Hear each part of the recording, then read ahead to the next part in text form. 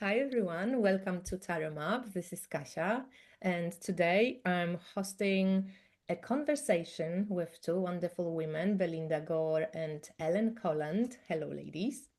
Hello. Hello. Belinda is one of my teachers, and you may know her through um, what? Ancient Ancient ritual ritual postures. postures. Ancient ritual postures. The oracle deck that you already can, like, you can see the review of the deck on my channel. We have a interview with Belinda on the channel as well. I think most of you know Belinda. Ellen is one of our wonderful members of our group that Belinda leads or runs. It is our kind of shamanic group that we meet. It is about ancient ritual postures. We meet once a month and practice. And Belinda is our teacher. And Ellen, I met Ellen through this group, and I really find Ellen very inspiring. So while I met Belinda and Ellen, and kind of in my head, I had loads of questions that I would like to ask them about aging. I'm turning 50 this year, so I'm kind of in middle of my life, and I'm always on the lookout for inspiring women, inspiring elders, inspiring people in general who I can look up to as guides for like just later on in life. And I thought it would be wonderful to have this conversation about age, about aging. I don't think a lot of people talk about it, and how I want to kind of call it would be the truth about aging from our perspective, the good, the bad, and the unexpected. And we are going to meet 3 times. So that's going to be a series of conversations. And today we just start and go with the flow and see where the conversation will take us. So maybe before we head over into questions, can you just introduce yourselves and tell us your age? Because you look so young, and you know, we never know how old people are before they actually say. And often people say it's rude to ask about age. Do you think it's rude to ask about age? I'm curious. Ellen, I'll defer to you on this. Actually, I don't feel that it's rude to ask about it. I mean, I guess it depends on the way in which the question is asked. But I have no shyness at all about sharing my age. I'm 79 and I'll be 80 in April. And that's a real milestone for me. So I know we're going to get into that, but a little information. I live in California, about 20 miles south of San Francisco on the coast. I have two adult children, both of whom are married, and I have two grandchildren, and I have a wonderful partner. And I retired when I was 73. Though the last several years of my work, I only worked part-time. So that's kind of me in a nutshell in terms of facts. What were you doing, as you know, job-wise? What was I doing for work? Yeah, for work. Yeah. Well, most of my career was in public health. Specifically, it was around tobacco control policy.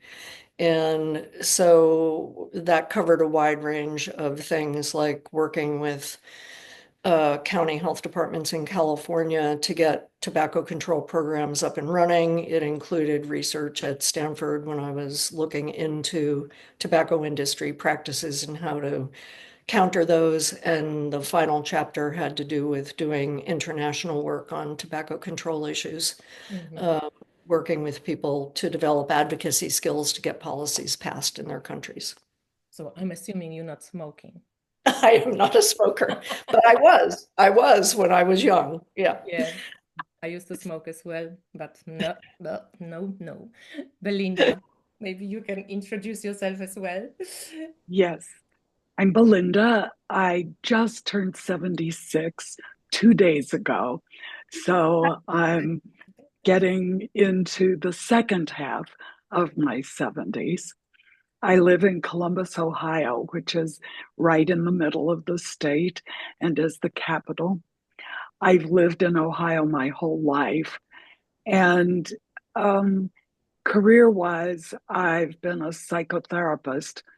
I've also, I left psychotherapy in 2006 because insurance companies were getting impossible to work with. And I really shifted to coaching, and I teach coaching because I also, in the early 90s, got involved with the Enneagram.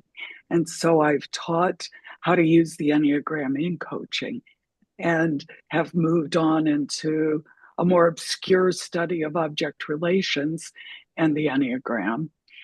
Along with that, 45 years ago, wow, I met Felicitas Goodman and began learning ancient ritual postures. So those have been parallels for me. I thought I was retiring some years ago, but then I co-founded a nonprofit to deal with the ancient earthworks in Ohio, and now more into exploring the indigenous removed tribes from Ohio, which is something I do with my partner. Um, my husband died 12 years ago. And so here I am at 76 in a relatively new relationship, maybe 6 or 7 years old. I have two stepsons from my late husband and a granddaughter. And oh, I could keep talking. So I think that's enough for now. Thank you. Okay, so aging, age, getting old, you know, the language, we now facing a lot of language changes around like queer communities. And so language evolves, right? And we know that words are very powerful, naming is powerful. How do you both feel about, or like, how do you feel about, the aging and naming of getting older, because getting older seems to be quite neutral, but if you hear like, yeah, elderly, or you old lady or old woman, how does it make you feel at this stage in your life? And like, do you have any other ideas of how would you want to call it? Or yeah, I'm kind of like, that's kind of where I would like to go for the start. Whoever wants to start, just humor me. We started a more spirited conversation before we were recording. And Ellen, you had a lot to say about being called elderly. I did. Okay.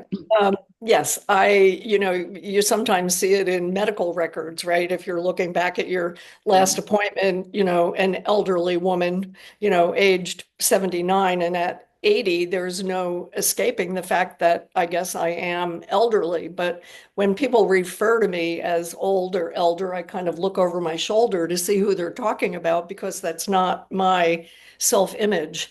And I find that a lot of the terms that are used in our society are really disempowering, because they conjure up an image that just doesn't fit with the way I feel.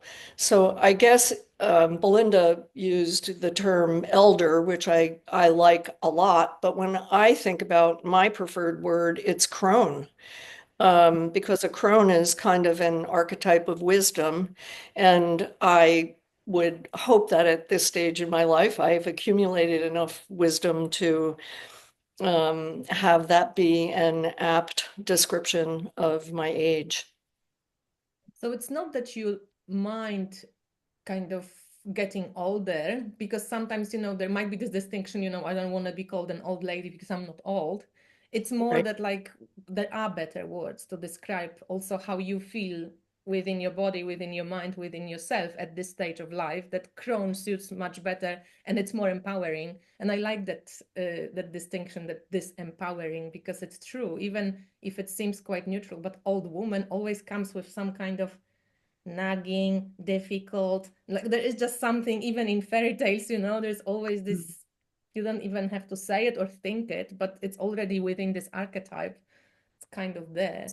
But you, Belinda, didn't mind elderly. You quite liked it. So I just wanted to, we come to you in a sec. I just wanted to say that, like, it's so different, right? Like from person to person, like we can't really generalize it because I think it's probably really quite personal, but I think we do find certain connections, right? So what do you think? Well, interesting, the idea, the word elderly, when you mention charts, and descriptions, it's like, that's right. That is sort of a diminishing term. Elder to me, particularly from an indigenous mindset, are the older respected ones. And we know that in more indigenous societies, elders have places of respect and honor.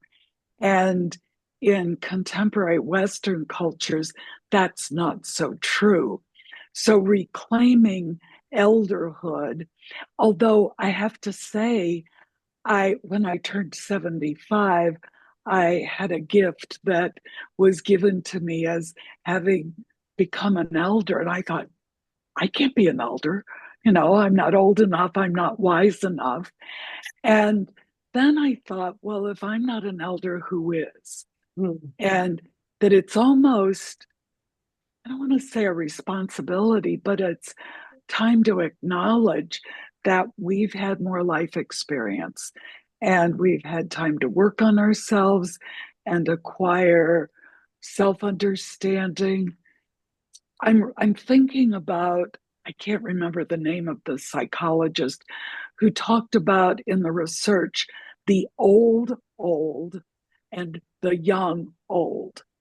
And I think it was after about 70 that there tend to be two categories of who people who become 70 and kind of like, okay, well, now it's time to just kind of cut back and watch television. And the young old who say, okay, I have certain freedoms in my life now. Let me explore this stage of my life. So, young old, although that's too awkward to use. But I'm sticking with elder. I'm getting used to it. Yeah, I think elder is actually a wonderful term as well, and I thank you for bringing up indigenous groups because their elders are viewed with respect in those cultures, and in our culture, we're often dismissed or not noticed, or we're extraneous. So I think using that term or crone kind of keeps me in touch with the positive elements of where I am in life. That's I And had an astrologer. Oh, go ahead. no, go, well, there's one Belinda. other point that I wanted to make. I mean, I feel blessed, and I know you do too, Belinda. I don't have major health issues. I'm healthy. I have good energy. I have enough resources to live a comfortable life. And I recognize that there are a whole lot of people who are in this age group who don't have the benefit of those things. So I just wanted to be mindful of that and express appreciation for the gifts that I have in my life right now that allow me to view this stage of life so positively. Yeah, that's true. Nice. Yeah. Yeah. And you wanted I to say, was heading in a different direction. Years ago, I had an astrologer who was my age, who was getting ready to retire from doing astrology. And she said she was looking forward to getting older because older women become invisible. And she joked, but she said, I'm thinking of becoming a drug dealer because I could get by with just about anything and nobody would think to look at me because I'm an old woman. And I loved her sense of humor about that because it's like there is a certain freedom. The invisibility has its negative points, but it also has its positive points. That's true. true. And I wanted to ask about this feeling invisible because you did mention, other cultures, and I often go to Thailand and I see this like multi-generational living. You never see like older people living by themselves. Like they always looked after, and they have young children around and they children. I always like, it's so heartwarming, and I think there's a lot we can learn from these cultures. But even in my culture, I'm Polish compared to, for example, I used to live in Britain, in England, or in Australia. And even my culture seemed like I was from Thailand, because in our culture, we're much closer to our parents. Sometimes they like too nosy. Then, we call each other every day. But like in England or in Germany, even like I remember people making like appointments and putting like meeting mom in a calendar. And I was like shocked. I'm thinking, oh my God, you make an appointment with your own mother. Like to me, it was like totally out of my culture. Like in our Eastern European cultures, we're much closer, family ties are much closer, even compared to like Western Europe, from my experience anyway. I'm sure there's different people, but generally I would say so. So when we think of like invisibility, in other cultures, elders are respected out of the fact that they old and older, and they have experience and they have knowledge. But it changes these days, right? Especially I think with the technology development, it baffles me when I see that even I have to ask my 16-year-old nephew to explain something to me. It puts me into this uncomfortable position I don't want to be in. It's like, I should be explaining things, okay? You're younger. It's not that I'm close to like input from but that suddenly the grandchildren are teaching grandparents, and the technology kind of brings in this split that, yeah, it's even harder, I think, for older people to maybe feel needed, feel useful. How do you think about this? Like, how do you deal with this? And do you even feel like this? Um, I think the whole technology thing certainly affects generational differences. And one thing I think that's important as we get older is to stay relatively up to date with at least how to use a computer. And I don't do Facebook, certainly don't do TikTok, but I know what they are. I have a presence. Um, I can work with a computer. I can teach on Zoom. Um, and I have friends who said, I I'm too old. I don't want to bother to learn that. And I think that's a mistake to just say, I'm getting older and I don't have to keep up with the rest of the world, because then we don't keep up with the rest of the world and then we don't feel part of it, I think. Wow, Yeah. that's I, beautiful. I agree with that. I mean, I think, when you were bringing up the example of asking a 16-year-old to teach you something, I think that's wonderful, Mhm. because that's an opportunity for us to keep learning. And it kind of, to your point, Belinda, I think that sometimes people just say, oh, that's it. I've learned enough. I'm, checking out Mhm. here when it comes to stuff like that.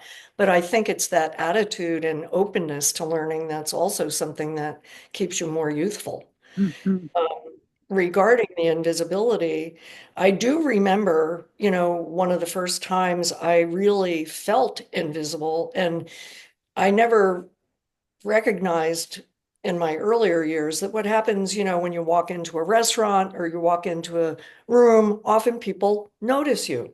And I began to notice that at this age, that didn't happen sometimes. It was like then there was a moment when I felt truly invisible. It's like, hello, I'm here, and that was kind of shocking at first, but now it doesn't really bother me, quite honestly. Mhm. So, Well, and I'm tall. I'm I've lost an inch, but I'm still 5 feet 9 inches tall, and I've got kind of wild hair. And so my physical presence, I think, is a little bit bigger just because of that. Um, I get really annoyed. There's some men who think they're being very cute and they're saying, well, young lady. And it's like, I don't want you to call me young lady. You know, I sometimes I say, I earned this gray hair. You know, this is a badge of honor. And um, and I guess it's that there's this attitude that older women will be flattered to be called young. And it's Yeah. like that's not true at all. Yeah. Yeah. Well, That's the other another good point. example of a challenge is you look really great for your age. It's like, did you really have to add that? Couldn't you Yeah. just put great? Up Yeah. there. Yeah. So that's I interesting because this remember. invisibility, I think, like, yeah, it's quite hard sometimes when I just think about it. Um, like walking somewhere, maybe like, yeah, it's interesting, Ellen, that you mentioned that like you didn't even think about it because like you don't think about it when like you my age, let's say I like walk somewhere, I don't even notice somebody sees me or not. Like I don't even think of it, but I think you start noticing when they like when you not yeah, it's like the Mm, interesting take. So I think certain things you don't know until you've experienced, mm, like you can't mm, even imagine, or if I wouldn't even ask that question. I mean, I would ask a question about invisibility because I read about it, you know, but it's just this, it's interesting how many Yeah. things when you get older are things that you can't really think ahead of, or right. like until you really experience them firsthand. And how would you say is this phase of your life that you're in right now? So we have a crone or an elder.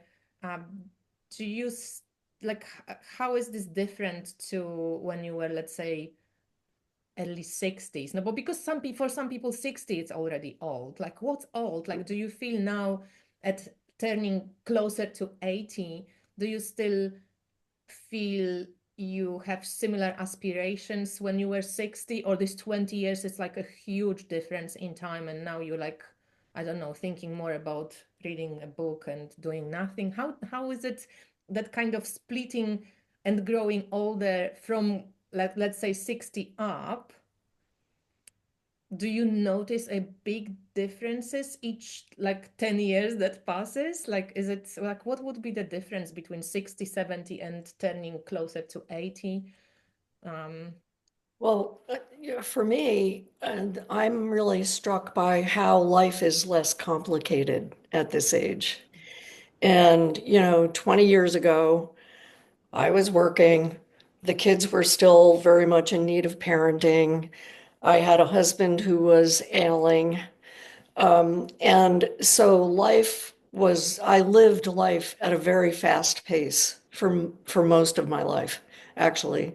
And because of those things, you're handling a lot in middle age that you're not handling now. And so there's a beauty in the this time where you're not engaged in all of that. So you can approach life in a different way. You can stop and savor. You can sit down and do nothing or read or meditate. And 60 years ago, you had to kind of program those things in. And that's one of the great gifts of this age, honestly, is the yeah, change in pace.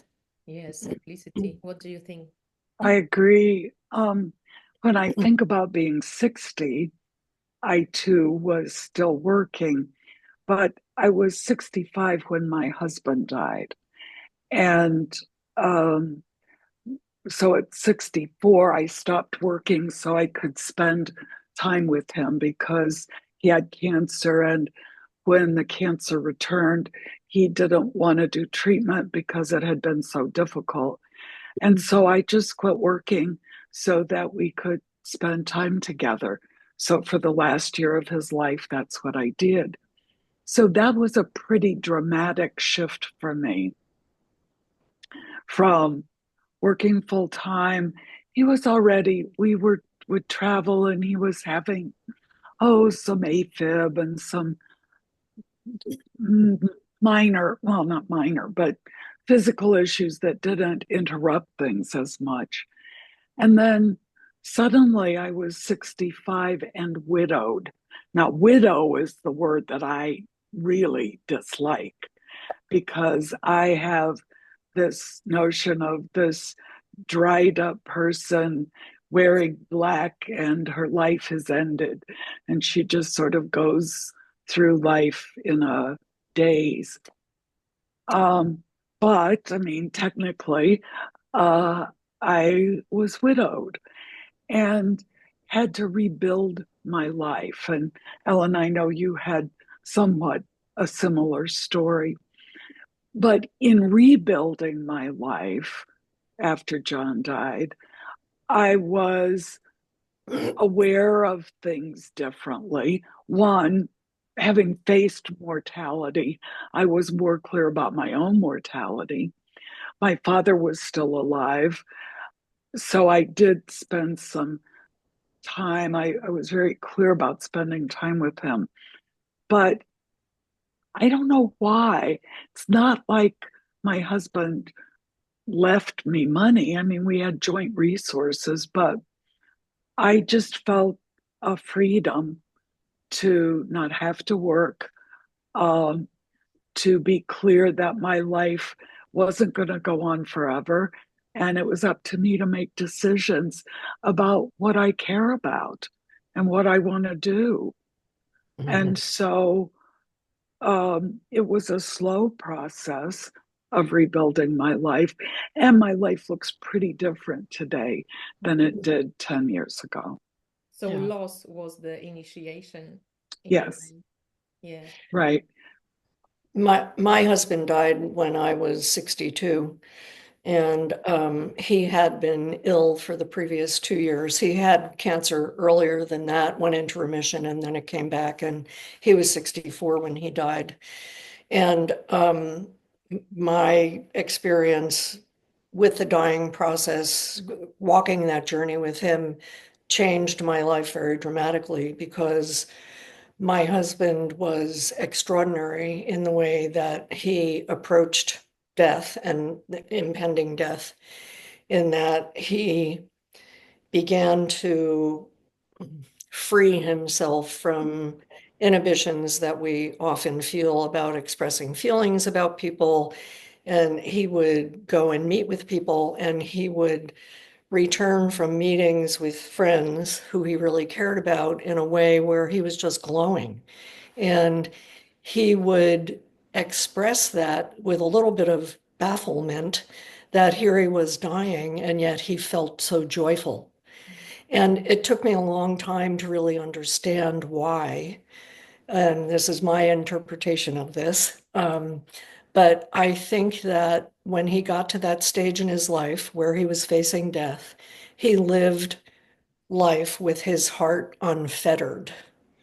So he would tell people that he loved them and why he loved them. And in turn, he was receiving that back. And that was an amazing gift to me. But it also made me realize that I didn't want to wait until I was dying to do that. There was no reason to, that was a lesson for me.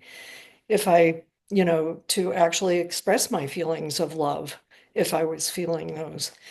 The other thing that was huge in his dying process is I recognized that the best way for me to walk that journey with him was to live in the moment. That if I was so preoccupied with what was coming down the road, his death, I was missing the moments of beauty and the moments of joy. So it reinforced this idea that I had been playing with for a long time, which is be present, live in the moment. The moment is the only thing we really have. All of that was conceptual before I was faced with what was going on with him, where I kind of seized that as an opportunity to try to live my life in that way. I didn't always stay there, but I was very mindful of trying to stay in that space of just appreciating the moments that we had. Hmm. Maybe I do ask before because I think maybe we will slowly wrap up that first part, but I would like you to speak on these big experiences that shaped your life because I think when you get older, you probably look back in some form of reflective way maybe on your life. I hope not with regret, but maybe as well, I don't know. We can also speak about do you have any regrets? And maybe that's what we end this part with, about regrets. But now you mentioned both of you the loss of somebody close to you, so death, illness. These are big initiations for most of people at any age, I think. But you're right, like rebuilding your life from a new when you're 65, it's a little bit different when, let's say, I was leaving continents for love at 27, right? It's like a totally different approach, and you have much more energy and less thinking of consequences and blah blah blah. Like we're different when we older, I assume, but in some way we still go through the same process, right? Like you Mm. lose something, you suffer, you grieve, you get reborn somehow, you go through it and you start again. So Yeah. Yeah, what I other experiences? Would it be only death and loss, or some other ones that are big enough that you would look back and thought like, wow, that really shaped my life?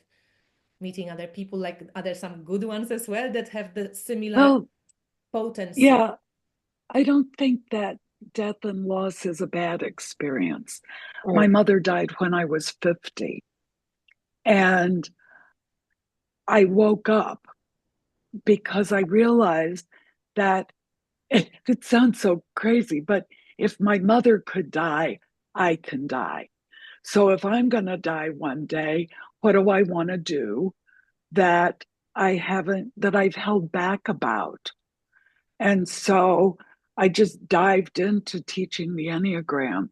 I'd studied it for 10 years and I sort of didn't feel qualified. And I met with my teachers and they were ready to do smaller organizations around the country and around the world. And I said, I want to do it. And it's like, why not? And why not quit doing psychotherapy? And I'd always wanted to try consulting, and I got a job for a global consulting firm.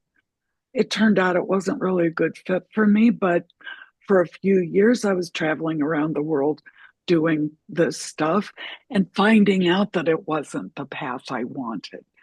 So, in a way, loss helped release me or wake me up, maybe. Um, and we don't have to talk about it this time, but I think it was curious for me in my 70s to fall in love again. Mm. You know, I hadn't fallen in love since I was 40. Wow. And so, what does that mean? Oh, And let's how does leave this that one for the feel? next one. I love that. We are going to be talking about a love, falling in love. Is age even a limit or to anything? So, oh, that's fascinating. That's really great. So we're going to be talking about love next time. So, Oh, okay. Because Belinda and I actually fell in love with our partners at about the same time.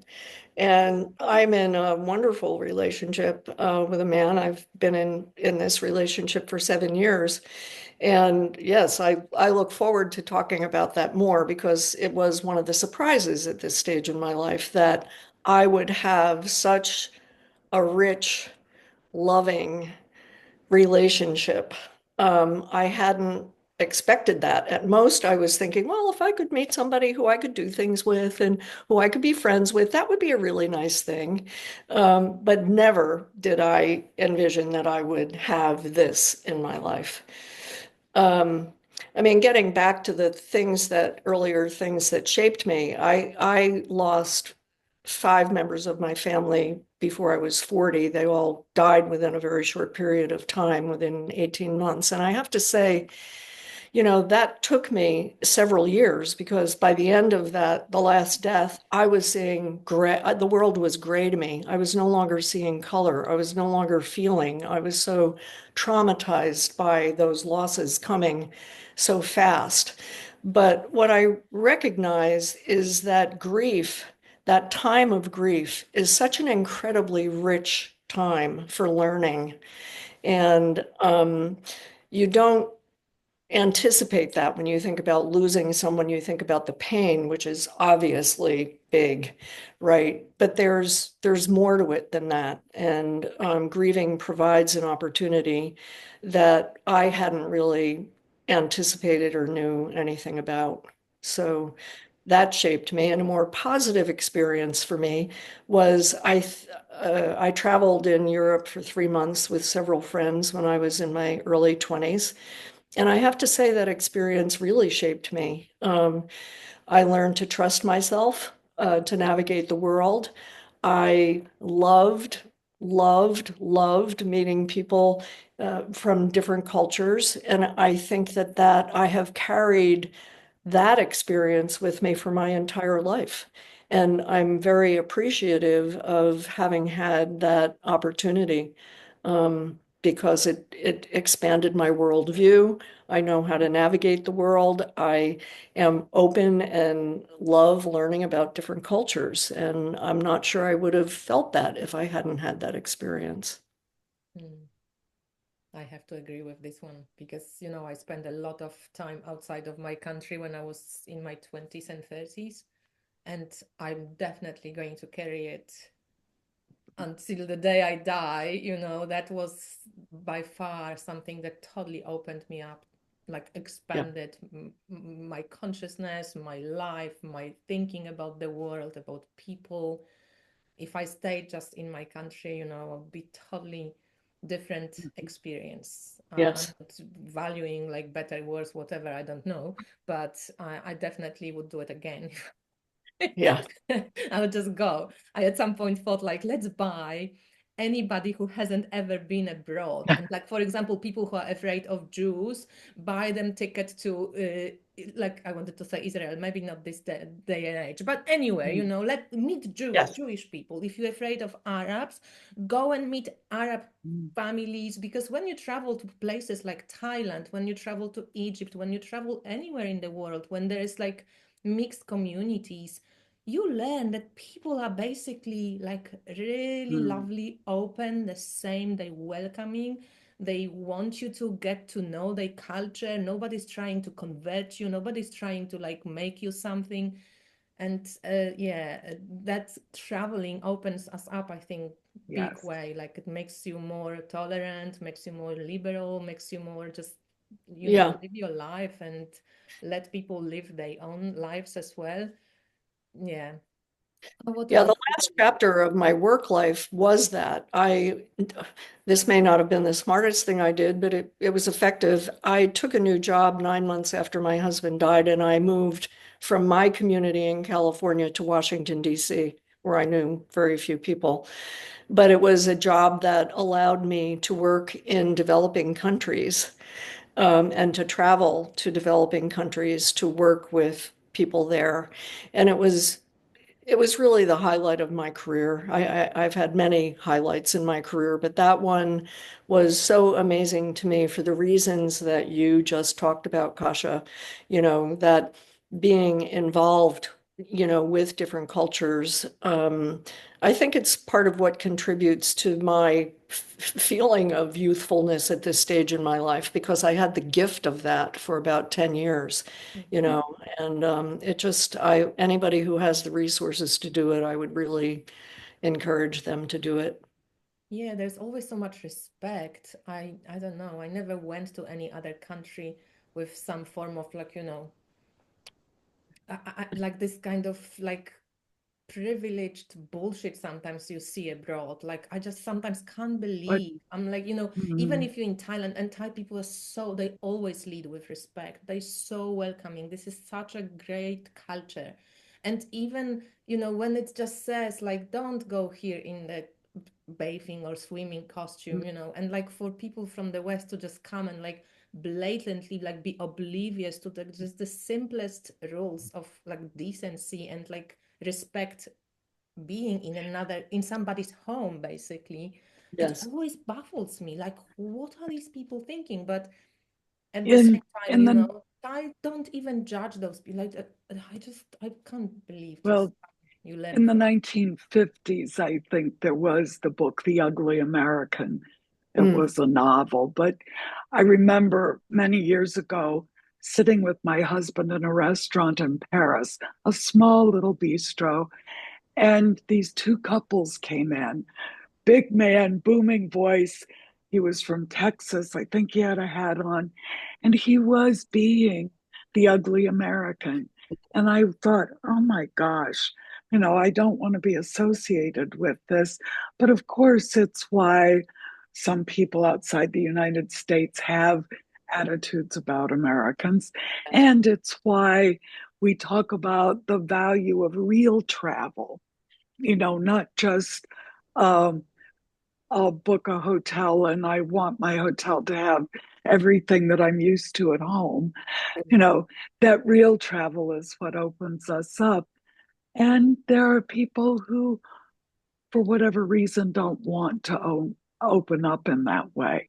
Yeah. But I think that capacity that you're talking about is what allows us to age with flexibility and openness and learning so that it's still an adventure. Hmm. So would you say, Belinda, that like any other experiences, if you look back at your life, that you would think, oh, this moment like shaped me, forever, like your death of your Mhm. husband, your mom, but anything else? Well, but because we're talking about this, I was on a 4 month shipboard university when I was 20 years old. So for 4 months, the ship went around the world. We had classes, we had import experiences.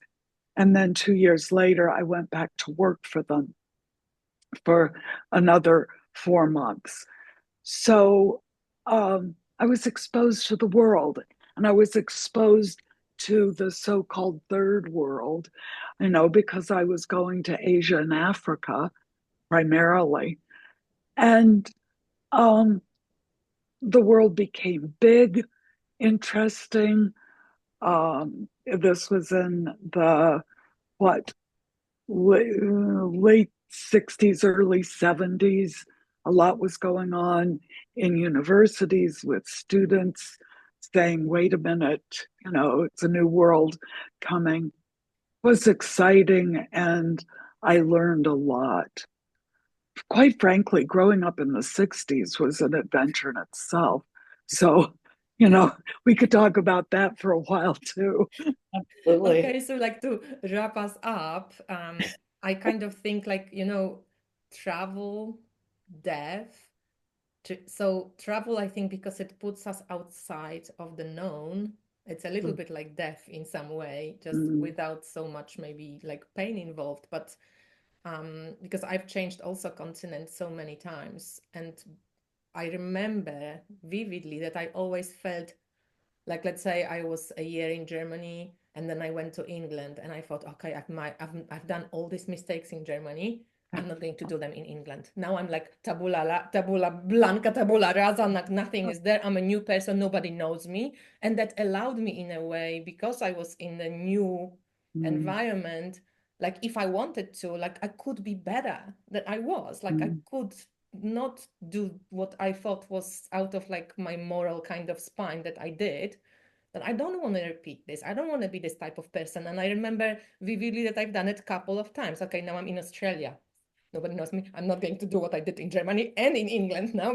Now I can start again. But so it's like a death. It's a little bit like death, and it really opens you up. And I think maybe we can summarize this, that like getting older, it's like another stage. It's a little bit like unknown stage to when you're younger, but you on in this kind of unknown territory. It's a little bit like death. It's a little bit like a travel, but mm, you find your way, and it always brings you like opens you up, opens up your horizons, opens up how you experience life, and I think gives you gifts, and not only gifts, also some other things, but we're going to talk about the ugly side of aging in maybe our next talk. But would you say that like aging, death, travel, is there any link? Would you feel that do you feel it's kind of You know what I would actually see as the link as you were talking about this? I think the theme here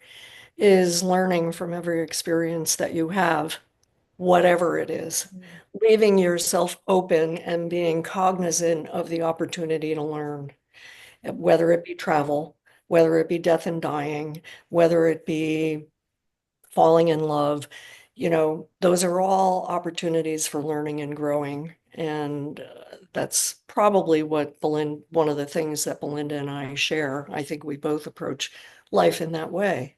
And that helps with successful aging, I'd say. yeah. This is Mr. Hudson. He came to say hello. Hello, Mr. Hudson. So thank you so much. Next time we are going to be talking about love, because I think that's so hopeful.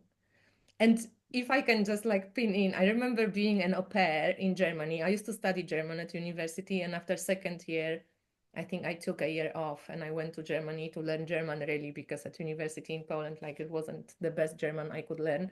So I learned German in Germany, but I remember living with this family. They actually hired me like a little place. So I didn't really live with them. I was one of the lucky ones. We had an amazing family, like amazing. If they ever happened to see it, I don't think so, but we lost touch. But like if for many years we were in touch. And I learned so much. I never done the same mistakes in England, which I've done in Germany. But they were amazing. And my point being that the mother of the lady who hired me, she was, I think, 70 at that time. And I watched her falling in love. She met this man, and often, we were kind of like catching together, me with the grandchildren and her, and sometimes, and at some point he started coming up, and I could see. And I remember thinking, like, she is old and she's fallen in love. Like, it was kind of baffling to me. Like, kind of in my mind was like, is it possible? Like I wasn't really. And I asked her, I'm like, so when you're older, can you really fall in love again? I remember this. And she's like, yes. Yes. She's like, I'm so in love and it's so wonderful. It's actually the same. It feels the same when 20, 30, 40, doesn't matter. And you said the same thing. So we talk about this more for our second meeting. But I think that's going to bring a lot of hope to many people, because a lot of us deals with relationship issues and people kind of lose hope. Oh, if not now, then probably never. Well, never say never. Right. So thank you so much. I see you next time. And thank you everyone for watching. Any questions or anything you would think I should ask these two wonderful ladies, let me know. And I speak to you next time. Thank you. Thank you. Thanks, Kasha.